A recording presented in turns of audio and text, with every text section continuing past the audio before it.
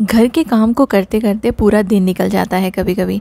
और ऐसे ना बहुत सारे छोटे छोटे काम होते हैं जिनको हम लोग पेंडिंग नहीं छोड़ सकते हैं, उनको करना ज़रूरी होता है। इन सभी घर के कामों को अगर हम लोग थोड़ा सा स्मार्टली कर लें, कुछ प्लानिंग करके कर लें, तो ये जल्दी भी हो जाएंगे और हमारा टाइम भी वेस्ट नहीं होगा। क्योंकि ना इनको करते रहेंगे तो पूरा दिन निकल जाता है और फिर हमको आराम करने का भी टाइम नहीं मिलता है। आज की वीडियो में आपके लिए है 10 टिप्स जिससे आपके काम भी जल्दी हो जाएंगे और साफ़ सफाई करने में भी आपको कभी भी प्रॉब्लम नहीं होगी। हेलो गाइस, नमस्ते एंड वेलकम बैक।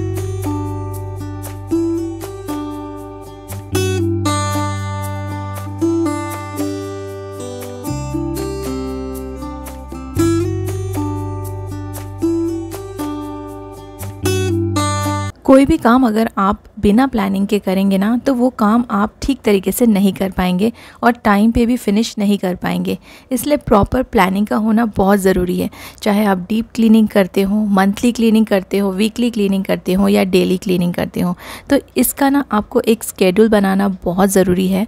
और क्लीनिंग स्केड्यूल बनाना बहुत इजी है। बस आपको ये डिसाइड करना है कि आप क्या ज़्यादा करना पसंद करते हैं, डेली क्लीनिंग, वीकली क्लीनिंग या फिर ओकेशनली फेस्टिवल के टाइम पे जो क्लीनिंग होती है वो। जो भी कंफर्टेबल लगता है ना, आप उसके हिसाब से अपना स्केड्यूल बनाइए और उस हिसाब से प्लानिंग कीजिए। और जो भी स्केड्यूल बनाते हैं ना, ट्राई कीजिए कि उसको आप ब्रेक ना करें, उसको ज़रूर से फॉलो करें। चाहे आप डेली क्लीनिंग करें या फिर वीकली करें, लेकिन जो भी आपने प्लानिंग की है वो प्लानिंग के अकॉर्डिंग आपने अपने काम को कर लेना है। मैं हमेशा प्रेफर करती हूँ कि थोड़ी थोड़ी साफ़ सफाई हम लोग ने डेली करनी चाहिए। इससे हमारा जो घर होता है ना, वो बहुत ज़्यादा गंदा नहीं होता है और फिर डीप क्लीनिंग में ज़्यादा टाइम वेस्ट नहीं करना पड़ता है।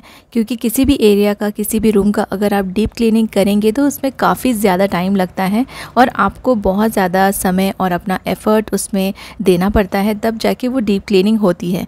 लेकिन अगर आप डेली थोड़े थोड़े एरियाज़, थोड़ी थोड़ी जगह आप क्लीन करते रहेंगे अपने घर के, तो आपकी जो क्लीनिंग है वो मैनेजेबल रहेगी। आपका घर बहुत ज़्यादा गंदा नहीं होगा।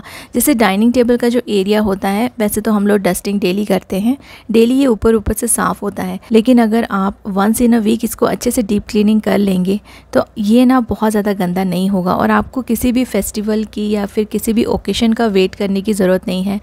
कहीं गलती से सडनली कोई आपके घर में आ भी गया तो सारी चीज़ें ना उनको साफ़ दिखेंगी और आपको भी अच्छा फील होगा।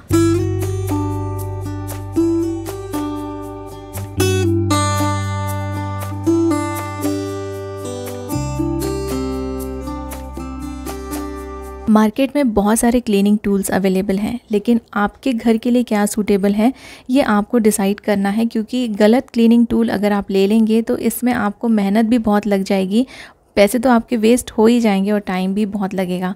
तो जो आपके घर के लिए सूटेबल है, जो आपको यूज़ करने में ईजी लगता है, आप उस तरह के क्लीनिंग टूल्स चूज़ कीजिए। जैसे ये एक 2-in-1 वाइपर और स्क्रबर है जो फ्लोर के लिए मैं यूज़ करती हूँ, सिर्फ बाथरूम के लिए। तो ये मेरे लिए काफ़ी अच्छा है और मेरे बाथरूम में काफ़ी अच्छा इसका रिज़ल्ट है। लेकिन हो सकता है कि ये कई लोगों को हैवी लगे, क्योंकि ये थोड़ा सा हैवी है।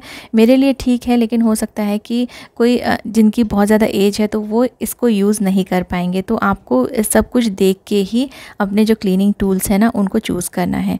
ये वाला जो टूल है ये मैंने आपके साथ बहुत बार शेयर किया है। तो मैं कुछ अगर वॉल्स वगैरह क्लीन करना रहता है तो मैं इसको यूज़ करती हूँ। और ये फ़र वाला जो डस्टर है, ये ऊपर ऊपर जो भी हैंगिंग जो हमारी चीज़ें रहती है ना, उनको क्लीन करने के लिए बहुत ही अच्छा है। क्योंकि इतने ऊपर हाथ नहीं पहुँच पाता है और बार बार अगर हम लोग सीढ़ी लगा के काम करेंगे ना, उसमें भी बहुत ज़्यादा टाइम लग जाता है। तो ये मुझे बहुत अच्छा लगता है। जो भी मेरे यहाँ पे डेकोरेटिव आइटम्स हैं उनको मैं इससे साफ़ कर देती हूँ।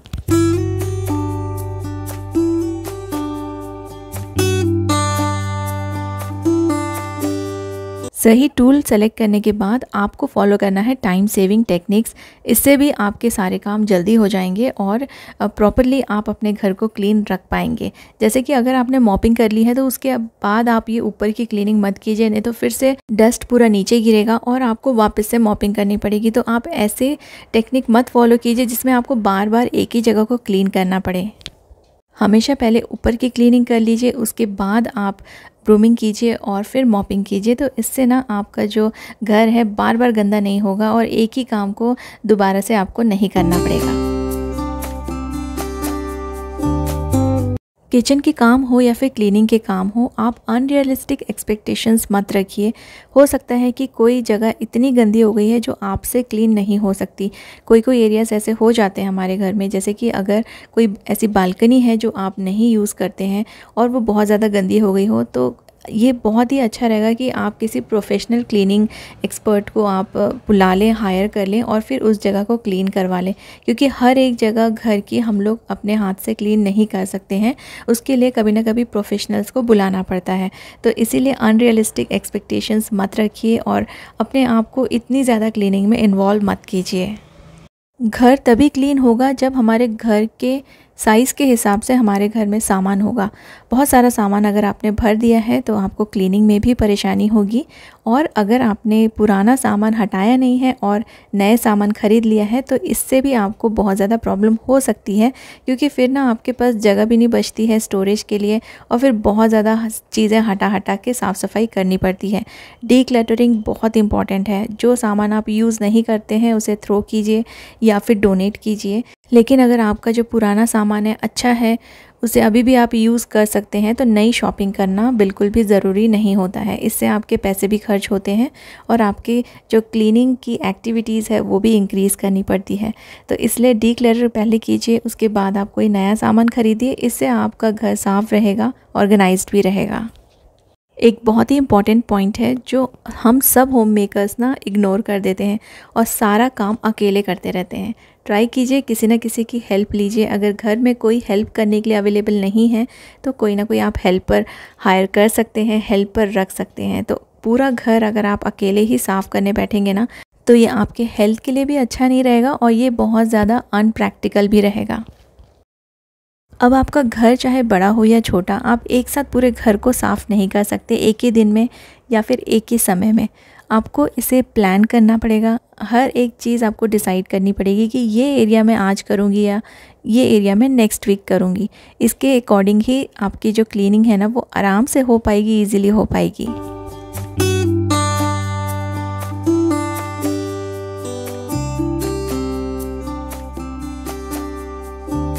अपने घर को मैनेज करना तब और भी डिफ़िकल्ट हो जाता है जब हम लोग अपने आप को और अपने घर को दूसरों के घरों से दूसरों से कंपेयर करना स्टार्ट कर देते हैं कि उनका घर कितना साफ़ रहता है, हमारा क्यों नहीं साफ़ रहता है। तो सबकी जो लाइफस्टाइल है वो डिफरेंट है, सबका रहन सहन अलग तरीके से होता है, सबके काम करने के तरीके अलग होते हैं और सबके टाइमिंग्स भी अलग होते हैं। इसलिए comparison is not a good thing.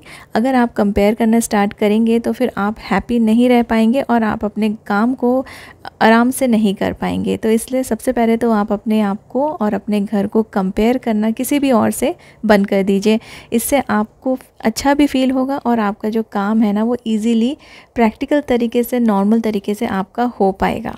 जिनके घर में पेंट्री अलग से है तो उनको तो कोई परेशानी नहीं है, आराम से जितना चाहे उतना सामान लाके स्टोर करके रखा जा सकता है महीनों तक। लेकिन जिसके यहाँ पे पेंट्री नहीं है तो उनको बहुत ज़्यादा प्रॉब्लम होती है। जैसे मेरे यहाँ पे पेंट्री अलग से नहीं है, जो भी छोटा सा किचन है ना वहीं पे ही मुझे अपना सारा सामान अरेंज करके उसको एडजस्ट करके रखना पड़ता है।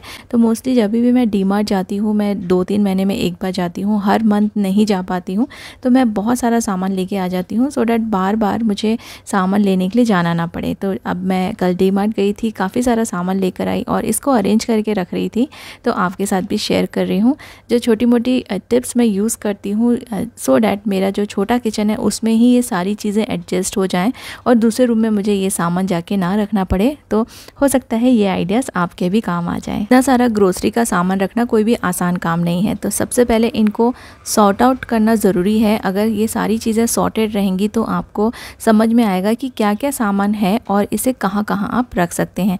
दाल, राइस, गेहूँ, ये सारी चीज़ें थोड़ी सी ज़्यादा क्वांटिटी में लगती है। नॉर्मली हम लोग तुअर दाल डेली खाते हैं तो ये थोड़ा ज़्यादा क्वांटिटी में लग जाता है, इसलिए इनके लिए बड़े बड़े बॉक्सेस में यूज़ कर लेती हूँ। बड़े बड़े कंटेनर्स होने से फिर 2-3 महीने का एक साथ इसमें स्टोर हो जाता है आराम से। ये वाला बास्केट भी आपके साथ काफ़ी बार शेयर किया है मैंने। सारी चीज़ें ना एक्चुअली पैकेट्स काफ़ी थोड़े गंदे रहते हैं, धूल रहते हैं, तो इसको थोड़ा सा मैं वाइप करके इस बास्केट में रख देती हूँ। अभी देखिए ये शैम्पू है, सोप्स है, जो बाथरूम की सप्लाईज़ है वो मैं अलग अलग कर रही हूँ। अब मेरे पास एक पेपर बैग भी पड़ा हुआ था, इसमें कुछ पार्सल आया था, तो ये काफ़ी स्ट्रॉन्ग है, मुझे अच्छा लगा।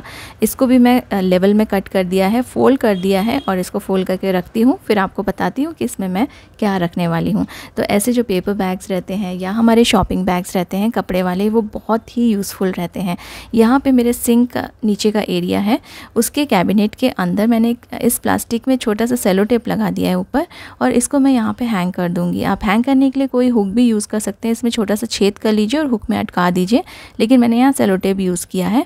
और छोटे मोटे जो कागज़ के सूखे कचरे रहते हैं ना, उसको आप इसमें डाल सकते हैं और इससे प्लास्टिक भी ख़राब नहीं होगा और सेपरेटली भी आपका जो गार्बेज है, सूखा गार्बेज, वो स्टोर हो जाएगा। अब जब ये थोड़ा बहुत भर जाए तो आप इसे एम्प्टी कर दीजिए, और अगर ये ख़राब नहीं हुआ है तो इसे दोबारा से वहीं पे लगा दीजिए। बहुत ही अच्छा आप इसे यूटिलाइज़ कर सकते हैं।